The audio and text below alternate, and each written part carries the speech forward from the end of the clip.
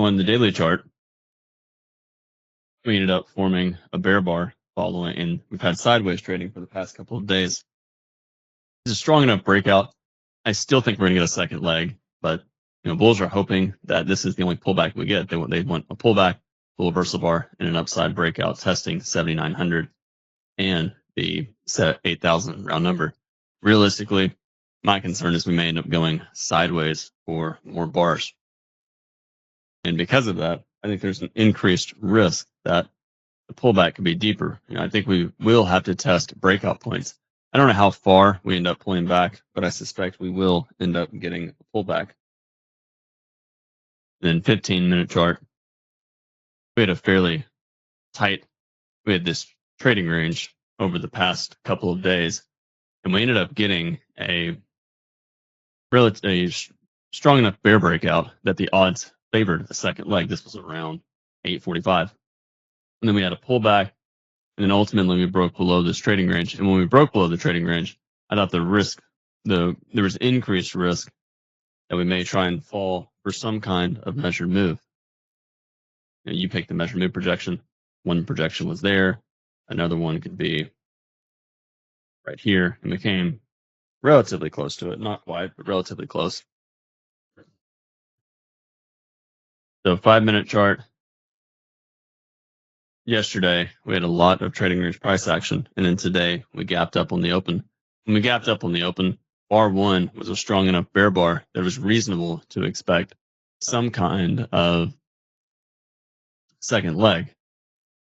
And I thought this bar was strong enough that it increased the risk there'd be sellers in the upper third. And then 2, we got follow through.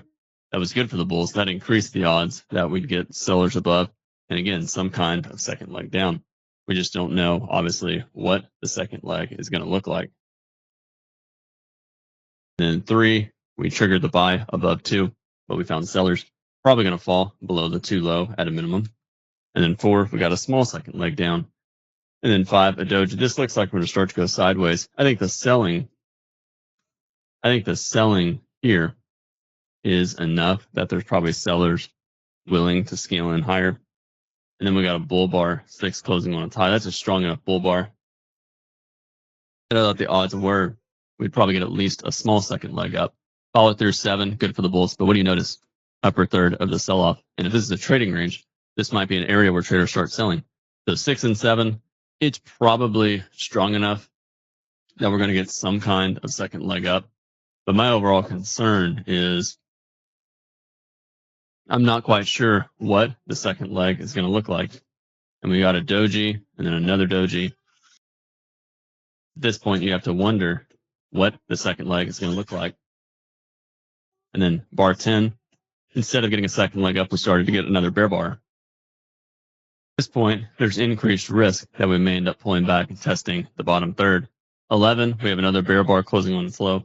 This is becoming a problem for the bulls. The bulls that bought the 7 close, they may have bought too high in the range, and we still may need a second leg down and a sell-off below the bar 4 low. 12, bull bar, good for the bulls. Looks like we're going to try and get a second leg up, but what do the bulls do that bought the 7 close, willing to scale in lower? They may look to get out on a bounce. 13, bear bar, not ideal for the bears. Increases the risk that we instead may go sideways here. And then 14, we have a bear breakout below the 13 low. Good for the bears. We may end up getting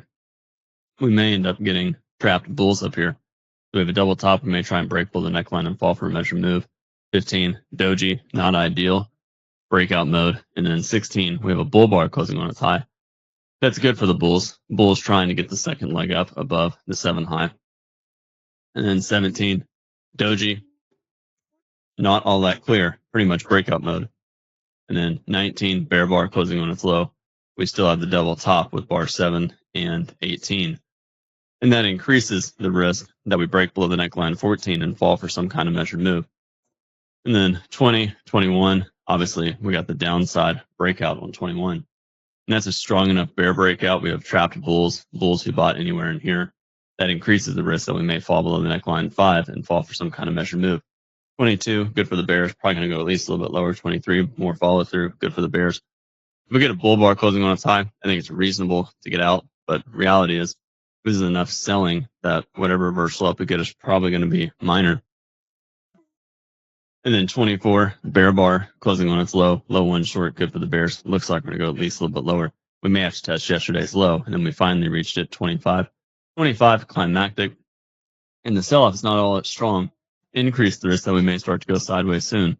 Whenever you see these kind of sell-offs, you always have to think about the higher time frame, and you're in this environment right here. So not great bars, but it's tight, and that creates a breakout on a higher time frame. And then 26, doji, not a great buy. Sellers above. 27, bull bar closing on its high. What about buying it? You're buying the only bull bar closing on its high ever since bar 16. So we've had 11 bars closing basically below their midpoints, and a lot of bars closing below, at or below the low of the prior bar, and that's a sign of strong selling. Bear bar 28, low one short. We may need a small second leg up after 27, but really not what you want to see if you're hoping for lower prices, or if you're hoping for higher prices, and that's what I'm talking about. We had a bull bar 27, pullback 28. We got a small second leg up, but it ultimately found sellers. 29 outside down, bear bar, good for the bears. Looks like we're going to go at least a little bit lower. And then bull bar 30. But I suspect that there's probably going to be sellers not far above. I think the upside is probably limited. 31. We have a doji breakout above the 21 high, pulling back. Not a great buy, not a great sell either. But because it's middle of a tight trading range, look to the left. Because the channel down is tight, that makes me think we may end up trying to go lower. Outside up, good for the bulls. There might be sellers around this general location. And then the bears, they got a bear bar closing on its low 33. And ultimately, the market broke to the downside with bar 35 and then 36. 36, we broke out below the 35 low, but we reversed up, forming a bull bar. What do you do with 36? Well, 36 for the bulls is a failed breakout of the trading range. And for the bears, they'll see it as a breakout pullback sell. So we have a breakout point, 33 low, 34 low. The market broke below it on 35 and 36. And we're retesting that breakout point on the 37 high. That increases the risk that there might be more traders selling up here, increasing the odds that we get a second leg down. 37, breakout pullback sell. That's good for the bears. Probably going to go at least a little bit lower. And then we have a bull bar on 38, closing on its high. That's good for the bulls. Makes me think that we're probably going to go at least a little bit higher. And then 39, bear bar, closing on its low. Good for the bears. I suspect we're going to go at least a little bit lower at this point. And then 40, 41, consecutive bear bars. What are the chances that we go a lot lower? We may not go a lot lower, but the overall channel is tight. Whenever the channel is tight, that makes it difficult for traders. That makes it difficult for the bears selling. It makes it difficult for the bulls buying, because bears ultimately know if the channel is tight, whatever reversal up we get is probably going to be minor. Bear bar 42, good for the bears. Probably limits the downside. And then 43, more follow through. That's good for the bears.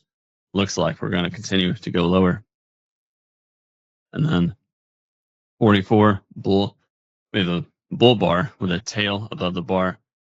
That makes me think the upside is probably limited, but we may find buyers in the bottom third of 44. And then instead, we broke to the downside. Not many traders wanted to sell, to buy above 45, 44, and that's why we sold off. 45, bear bar closing on its low, so you'll have some profit taking. And then 46, we formed a bull bar closing on its high. That's good for the bulls. You can argue parabolic wedge with 36, 43, and 45. So here, leg 1, leg 2, leg 3. But you really want to buy above 46.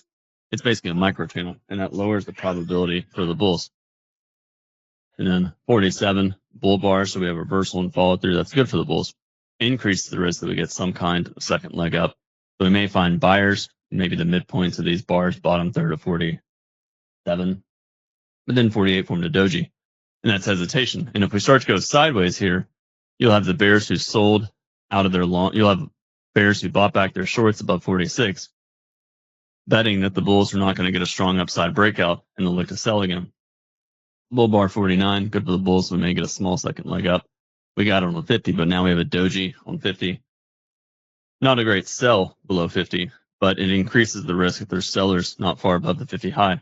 Then we tried to break out on 51, and we're at the moving average. What do you notice about 51? Bull bar closing on its high, but it's already 3 pushes up. We rallied on 46, 47, first push, pause 48. We rallied on 50, pulled back, second push, and we rallied on 51. And 51 has a lot of overlap relative to 50. And that makes me think there's an increased risk that we're going to end up going sideways here. If the bulls are lucky, they'll get a strong upside breakout on 52, and 52 will have a little overlap with 50. One of those situations like this, where as soon as 19 closed, look at the follow through on 20. It immediately went lower.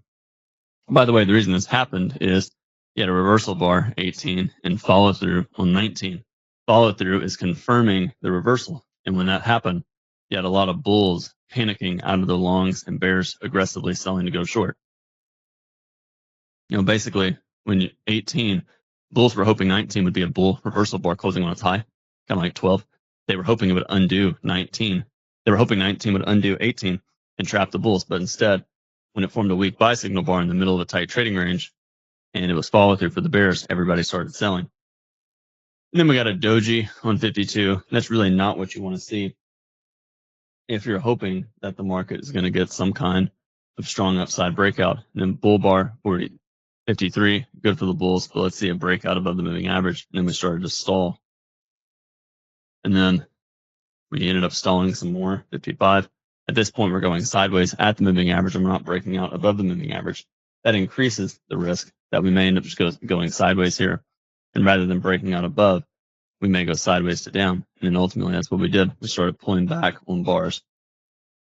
55, 56. And now the bears are hoping that we're going to get a test down to the 45 close, which I suspect we probably will. 57, bull bar, not a great buy. So probably sellers above. And then 58, we have a doji. Not a great buy above. And it's not a great sell either, but I think 56 is strong enough for a second leg down. Plus, the dominant feature so far today is the sell-off down to 45. And because of that, it's reasonable to think that traders who sold the close at 45, scaling and higher, will probably end up making money. Then we got a second leg down on 59, testing the 45 close. That's good for the bears. Makes me think we'll probably go at least a little bit lower. And then we obviously did go lower on 60. 60, strong enough surprise and climactic bar. And if you were short and you saw 60, you're thinking, wow, what a gift. I should probably buy back my shorts and take the wonderful opportunity to exit my shorts at a really cheap price. And bulls, what will bulls do? They'll buy it. It's a climactic bar, so you're getting to buy at a discount, plus it's 3 pushes down. And it has relatively decent symmetry. The space between 26 to 45, in the space between here, 26 to 45, is close compared to 45 or 46 compared to 60. And the bull bar closing on its high, 61, it's good enough. I think always in, bulls probably buy and bears have to get out of the shorts. We tried to pull back 63, testing the close of 60, but we ended up finding buyers, and the bulls got a second leg up 64. I mentioned 64 was important. It's a give up bar. And if the bulls are going to get a strong reversal up, what do you think 65 should do? 65 should immediately reverse up rather quickly. And if 65 fails to reverse up quickly, that's a sign of lack of energy. And that's what happened with 66. Instead of the market reversing up strongly after 65, I say that I meant 64. 64 is strong follow through, and therefore 65 should reverse up quickly. And when it fails to reverse up quickly on 65, that's a warning that a lot of traders aren't desperate to buy. And because of that, you may have traders selling out of their longs, taking profits. And then 66, bear bar closing when it's low. I think it's reasonable for the always in bears to buy back their shorts, or always in bulls to sell to the longs and the bears sell to go short, betting on a test of 60. But then same thing. Rather than finding aggressive selling below 60, look what happened on 61. That's a sign of disappointment and bears not desperate to sell. And the bulls, it's not a great buy signal bar for the bulls. Probably sellers above. 66 is probably good enough for at least a small second leg down. But then notice what happened.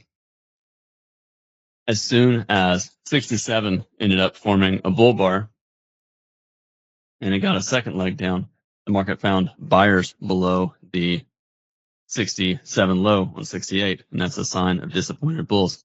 And the bulls, they tried to get the upside breakout 69.70, and they were successful. Now we have the potential of a bull break out of the bear flag. We had a sell off and then we pulled back, so a bear flag, and we're trying to get the upside breakout of the bear flag, and we ended up getting it. And then the bulls ultimately rallied into the close. And I mentioned, by the time you got here, it was already getting climactic rally and then 2 or 3 legs up. Plus you had a prolonged micro channel from 68 all the way to 74. That's probably 6 or 7 bars. That's enough of a rally that it increased the risk that the market was probably going to start to go sideways fairly soon. Plus, 74 is a climactic bar, and that increases the risk of profit taking. At the moment, I suspect we're going to get up to the 52 high. But I mentioned, if you get a bear bar closing on its low, it's probably a good idea to go ahead and exit. In 76, bear bar closing on its low. That's good for the bears, and it increases the probability that we may get a couple of legs down. Whenever you get a bear bar closing on its low late in the day, you always have to think about the potential of a strong bear. Sorry about that. Whenever you get a bear breakout closing on its low, you always have to be thinking about the possibility of a relatively strong downside breakout in the final seconds. And I've seen that happen before. I've seen it in 5 seconds. You just get a 10-point bar that just collapses all the way to a new low. And if you had a stop, if you were using a wide stop down here, you would not have enough time to react before the market ended up selling off. For stop orders, you can sell below 1, stop above 1, betting on a Walmart trade. The risk is relatively big. And whenever you get a big bar with big risk, usually it's better to wait for more credible sideways trading. And what I mean by that is most of the time the market has to go sideways first. So if you wait to buy and if you wait to sell and wait for the trading range and you sell below a bar like 18, think about it from risk reward standpoint. If I sell bar 1 and put a stop above bar 1, I'm risking 14 points and I'm right in the middle of this range. But if I wait and sell below a bear bar like 18, it's clearly a triangle. Probability is really basically 50-50. My risk is 5 points. And if the market breaks to the downside, even if it reaches the bar 4 low, I'm going to make more than twice my risk. And I've got a relatively decent shot of the market falling for a measured move. And then in that case, I'd make, 4, maybe 5 times my risk. And obviously you can see that's a better Walmart trade. A trader who sold below 18, they obviously made 5, 6, 7, maybe 8 times the risk. For limit orders, I thought sellers above 2 made sense, probably buyers below 3, buyers below 2 during bar 4 or 5. I thought buyers below 9. I thought sellers above 22. I thought buyers below 28 for a bounce. I thought probably buyers down here, but that's a tough buy. I'd rather wait. And I thought all these were actually a little bit tough. Micro channels down. So by the time you get a bear bar to sell, by the time you can sell above a bar, you're selling above 46. That's not ideal. And then you want to buy below a bar, but you never get a chance. And by the time you get the chance to buy below a bar, you're at resistance, and that's a better location to sell. And then, same thing, 57. If you try to sell, 57, that was a decent sell, not a great stop order buy, so probably sellers above. I thought it made sense to buy below 62, especially if you can use the wide stop and scale in. I thought buyers below 67 probably made sense. And that's probably it for limit orders. Buy the close, sell the close. Probably reasonable sell the close, probably 21 to follow through or sell above.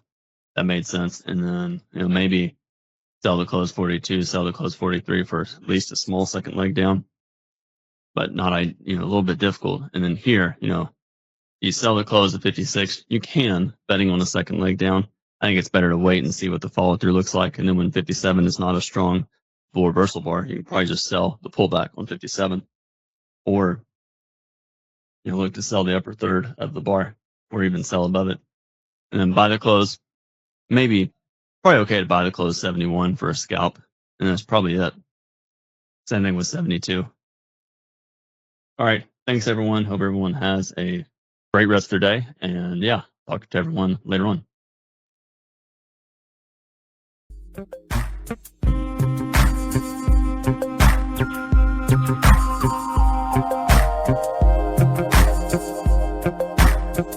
you.